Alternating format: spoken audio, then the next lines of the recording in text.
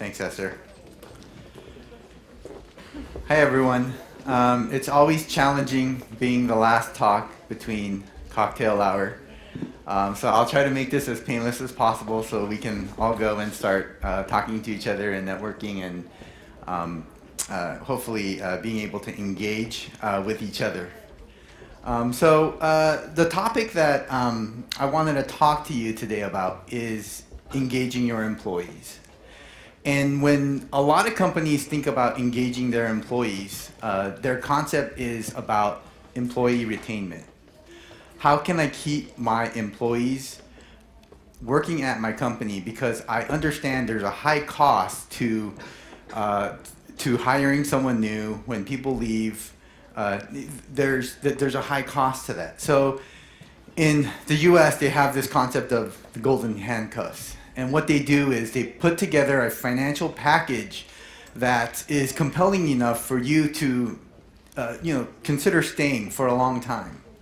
Now, I think the solution to this problem helps with retention, but it really doesn't solve the problem of engagement or performance.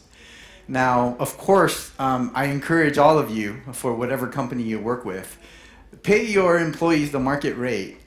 Keep them happy in that sense.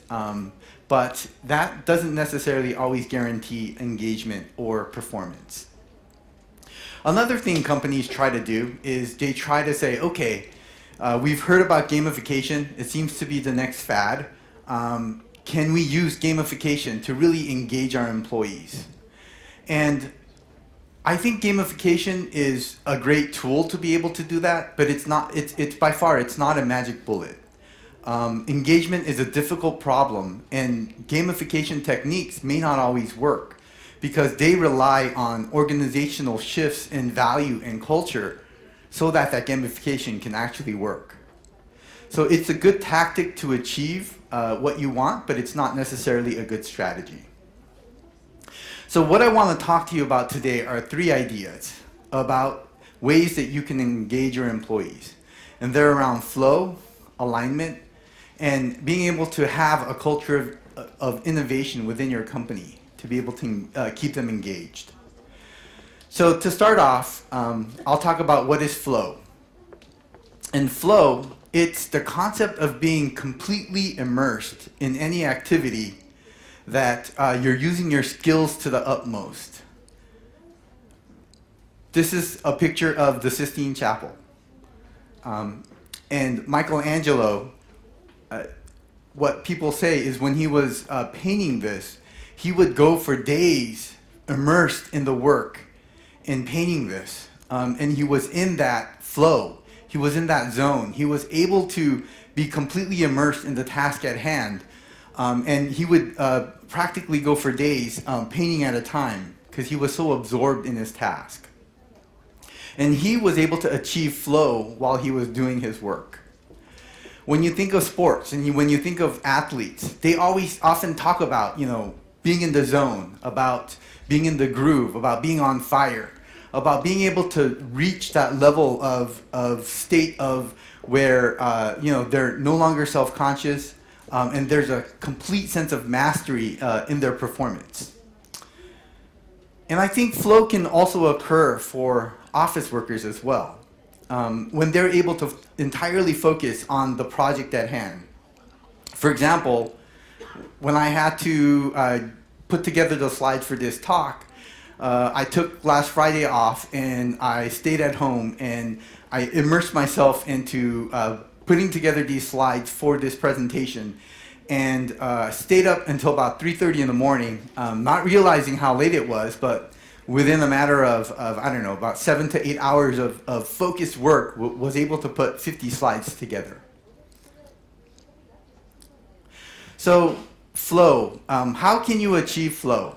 And in order to achieve flow, you have to accomplish 3 things. You have to have clear goals, you have to have immediate feedback, and you have to have challenges that fit your ability. So let's think about an example. By a show of hands, how many of you guys have played Candy Crush before? Okay. So with Candy Crush, it's a game, and the concept behind The game is flow, and so is the concept behind gamification. There are clear goals, and what's the goal for Candy Crush? Crush candy. You have immediate feedback. Sweet, fantastic. And you have challenges that fit your ability, where they level you up, and as you get better and better, you can be able to tackle on harder levels. And I'm actually curious, because I know James Faulkner plays Candy Crush. What level are you on, James? 350. 350. Wow.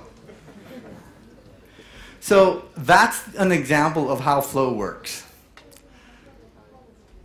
So let's talk about what's the biggest problem for achieving flow. It's really simple. We live in an age of distraction. There are so many things competing for our attention. I was at a conference a few weeks ago, and there was a person from the Financial Times, a major news publication in the US.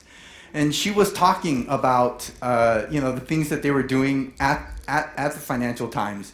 And someone asked her a question. Who do you consider your major competitors? This is The Economist, the New York Times, the Washington Post. And these are all other major news publications in the US. And her answer was really, really interesting. She said, no, none of those companies are really our competitors. What's our competitors are Candy Crush, Facebook, email. Anything that keeps you from checking our mobile app, reading up on news, on coming to our site. When people have 5 minutes of free time and they choose to come and read one of our articles, or they choose to play Candy Crush, or they choose to go to Facebook, those are our major competitors in this day. And so I know Brian earlier today talked about the whole idea of abundance of content and apps that are all competing for your attention. And for employees, it's no different. Now, I'm in product management, so as much as possible, I like to talk about data and not just stories. So here's some data to go along with this. There was a recent study, a paper done by Rachel Adler, and she surveyed some workers, and what she found out was that on an average day for any of these workers, they had 87 interruptions per day. And it took about 23 minutes to get back on task once they were interrupted. And 18% of the time, that task was not even completed that day. It had to be done another day. And the thing that really shocked me was, of those 87, 65 of those interruptions were caused by the person themselves, where they're switching context, where they're doing something else. So we really do live in an age of distraction. So I would revise how to achieve flow into, you need to have clear goals, you need to have immediate feedback, challenges that fit your ability, and most importantly, in the age that we live in now, you need to be able to remove any and all distractions. Now, if the people that did the research for Rachel Adler followed me around, and they looked at how I worked, and they looked at what I did, I think they would come to one conclusion. I am a professional emailer. That's what I do. And I know you guys all laugh, and those people who laugh, you're also professional emailers, and that's why you're laughing. And so, how does my day look? I try to achieve flow in all the things that I do. So whenever I open my email, I have a very clear goal. I have to sort through all my unread email. And as I do that, I get immediate feedback. The read emails are no longer highlighted, or I've moved them to another folder, or I've deleted them. And usually, most of the time, the challenge is met, and I'm able to clear out my inbox. And when I see this, I feel good. And I know a lot of you, when you see this, and you see this in your own inboxes, you get that sense of accomplishment. And you feel like, wow, yeah, I've done my work for today, I've leveled up.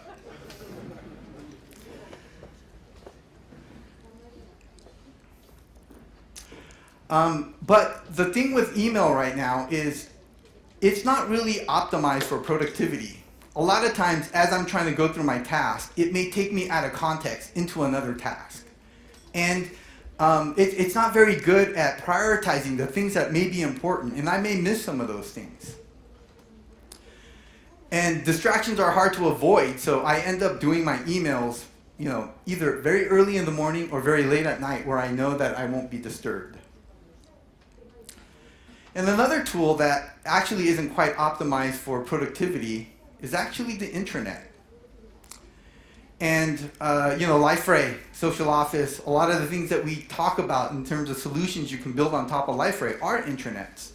But I think right now we're at a state where most intranets are really optimized for communication and for collaboration. But what if we created a space to optimize productivity? What if we allowed employees a tool to consistently achieve this state of flow? And that's some of the things that we're talking about when we talk about the Productivity Center. It's a new concept that we're thinking through for 7.0. Yes, I'm a product manager, so I had to talk about the product a bit in my presentation for engaging employees. But some of the ideas that we're thinking about for the Productivity Center is, what if it could help me prioritize and chunk out the important task for today? What if it allowed me to perform tasks within the context of just this tool, the Productivity Center, so I don't have to navigate to other apps and other pages? What if it provided me feedback on the progress that I'm making through my task to motivate me to keep going? And what if it helped identify tasks that were somehow beyond my ability, that were beyond the challenge for me, and then it would alert either my boss or my team and say, hey, we need to help him chunk this problem down so that it's not as difficult to solve. And what if we remove distractions by saying that, hey, when you're in the Productivity Center, when you're engaged and you're actively using the app, we're going to turn off your chat, your video conferencing, your emails, your phone, your notifications, all the things that can potentially distract you while you're working. And what if this were all synced up with my calendar to see if there are any conflicts between my day, which might be filled with meetings, and this bucket load of tasks that I have to try and get accomplished that day? So those are some of the things that we're thinking about for the Productivity Center. We really want to see if we can meet the challenge of looking at the intranet not as a place for collaboration or communication, but really as a place where people can be productive and get the things that they need to get done. And I'm going to end this flow section with just this one thing. I've talked about this concept, and I want to say as much as possible, it's really not about the software. I think that when you think about flow, when you think about allowing employees to be engaged in the work that they're doing, it goes way beyond the tools that you provide. It requires a shift in organizational culture and values. It's part of the reason why sometimes gamification doesn't really work and it fails. Because it's not about the tools, it's about the mindset. So here are some of the things that you can implement tomorrow without any tools to help users achieve flow. Maybe, or to help yourself even achieve flow. Maybe it's about switching off email when you're really engaged in a task. Having fewer meetings culturally as an organization. Being able to work from home. Maybe meeting with your boss and having a daily or weekly task review to make sure that your goals are aligned with the company. Okay, so the next topic, or next idea I want to move on to is the concept of alignment. Because if you're an employee and you're getting in the zone and you're getting in the groove and you're really flowing and you're able to do great things, one of the greatest things that's frustrating is if you have a fellow coworker that's doing the exact same thing but heading in the exact opposite direction.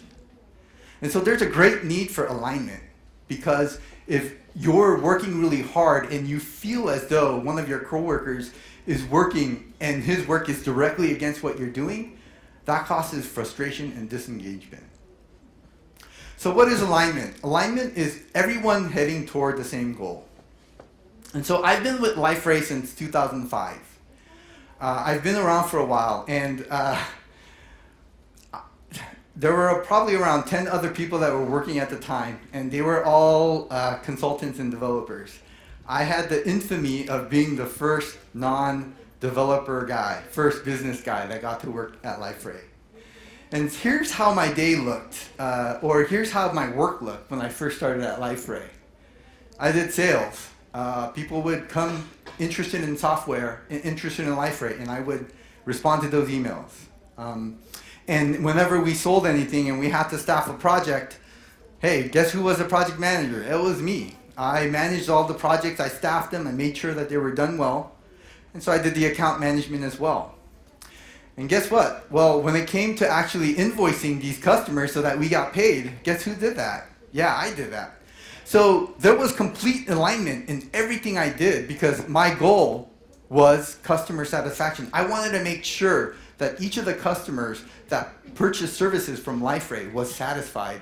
And I could make sure that every step of the process on the business side was geared toward that. Why? Well, it was easy because I was doing everything myself. Well, and when you think about Liferay, it's the story of many other common startups. Startups really don't have to worry about alignment. Why? Because they're pretty small and they're very, very agile. And they have people like me who wear many hats and do many things. But once success comes and they start to grow, this is a challenge they have to face. So Liferay looks more something like this now. We're 550 people. We're distributed around like 14 different offices. It's huge. And this is kind of more what we look like. We have these specialized groups that do sales, project management, accounts receivable. And the challenge here is, how do you keep them all aligned? What if all their goals are completely different here? And that's often what you kind of see with very large companies that have a hierarchical structure. So there's no strategic alignment. Employees are more focused on roles and not on goals. And that's a danger. I grew up watching Star Trek, and I think one of my favorite characters was this guy. And I loved it whenever in any episode he would complain to the captain that, hey, I'm a doctor, I'm not an engineer, or I'm a doctor, I'm not this, I'm a doctor, I'm not that. And he was completely the role-focused guy on your team. The ship may have been falling apart, may be about to be blown up, and the captain's goal is to save everyone's lives, but he's focused on what? His role, what he does, not on the goal, saving everybody's lives by fixing something that might require fixing, but he's a doctor.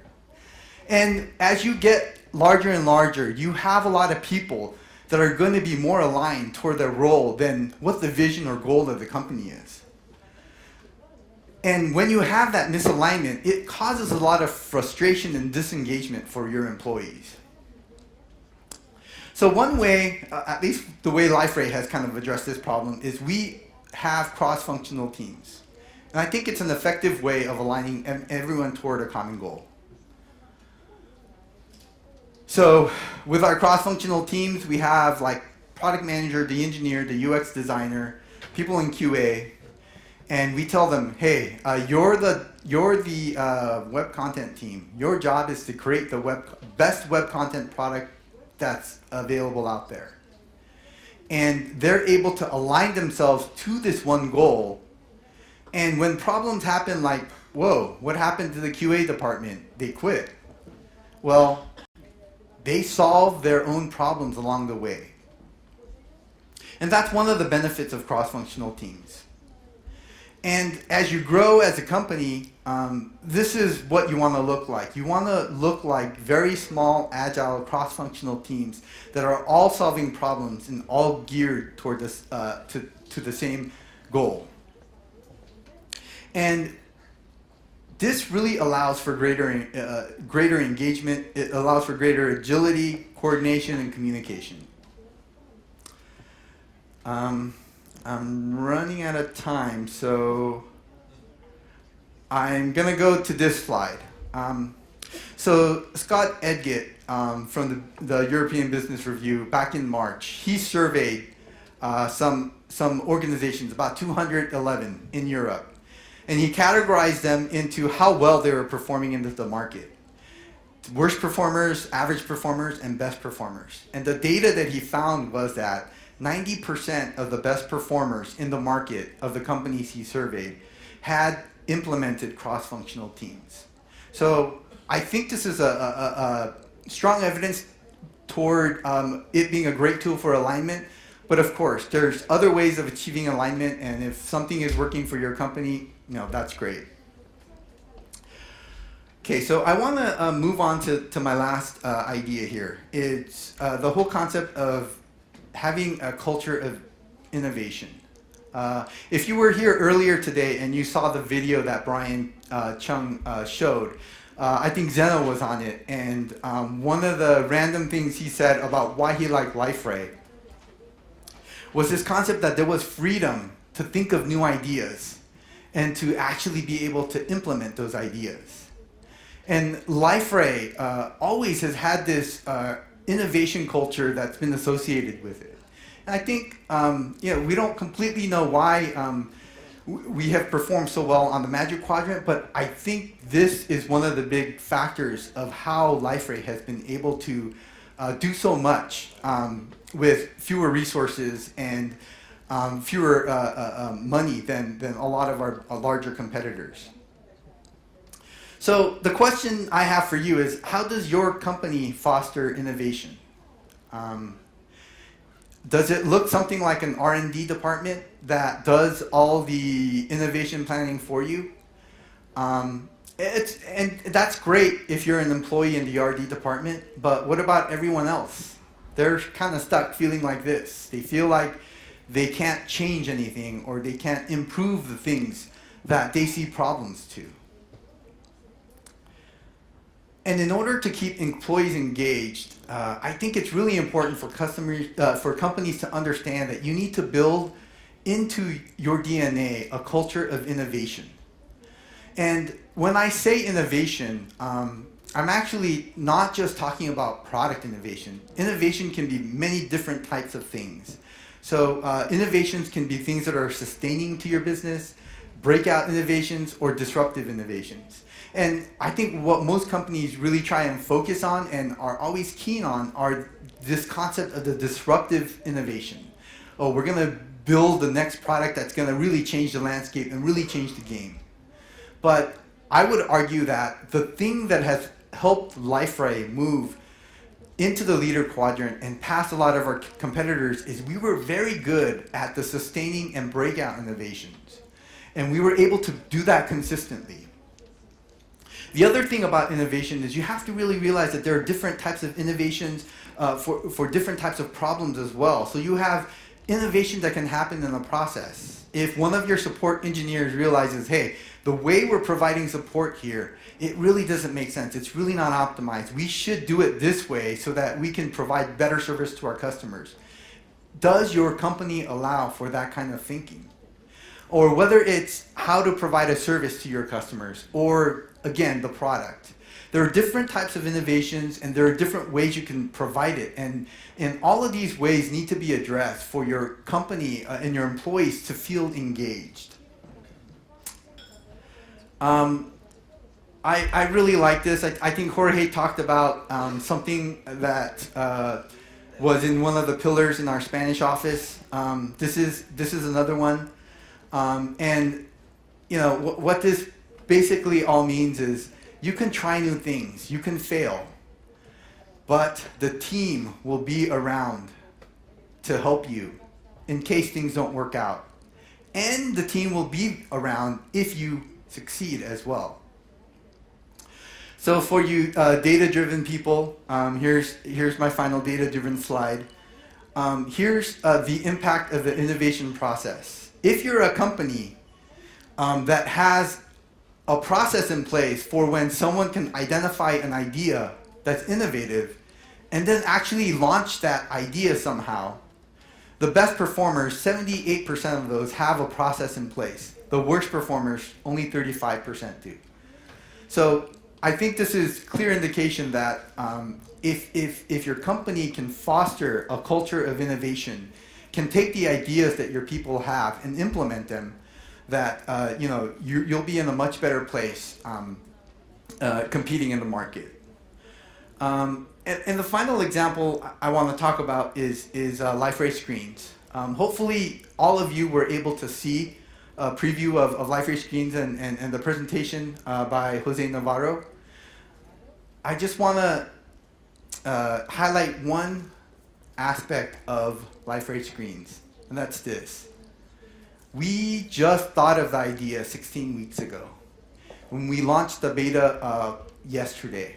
So from an initial idea to our actual beta launch only took us 16 weeks. Now, my challenge to you is within your own company's way of how you deal with ideas and take them to launch, could you quickly meet market needs and demands by doing things that are identified by your employees and being able to really quickly execute on them? And so I think when we think about employees and we think about engagement, for me, it's really about how do you maximize an individual's engagement in the work that they do.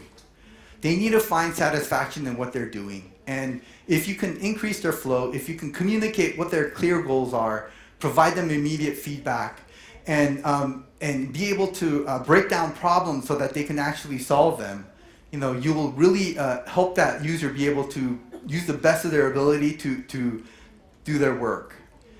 And it's really important. I see this time and time again. If there's no alignment, people will end up fighting. They'll end up being very frustrated and disengaged if there's no alignment within your companies. And I think cross-functional teams are a great way of achieving that. And finally, you need to be able to have a culture of innovation in your employees, for your employees to keep them engaged.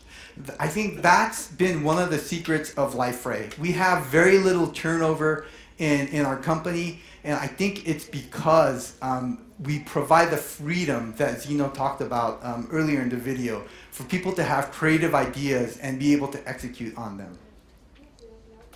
So that's my talk for today. I hope you enjoyed it. If you have any questions or want to discuss this further, please let's do so over cerveza.